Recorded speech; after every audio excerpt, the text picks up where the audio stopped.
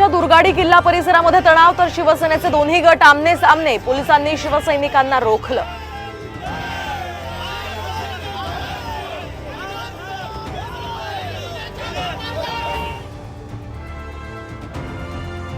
महाविकास आघाडीचा विधानसभेसाठी जागा वाटपाचा फॉर्म्युला ठरला। संयुक्त पत्रकार परिषदेनंतर आता तीनही पक्षांची चाचपणी सुरू।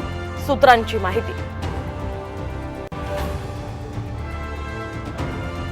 नीटचा घोळ करणाऱ्यांविरोधात सरकार उचलणार कठोर पावलं, तर 2 पातळीवर चुका झाल्याचीही कबुली।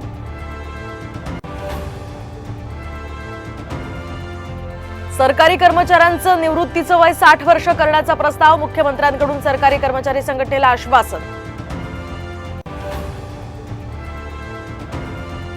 राज्यात 6 दिवसांपासून पावसाचा जोर ओसरला। विदर्भात पारा पुन्हा 40शी पार, तर कोकण, मध्य महाराष्ट्र आणि मराठवाड्यात तुरळक सरी।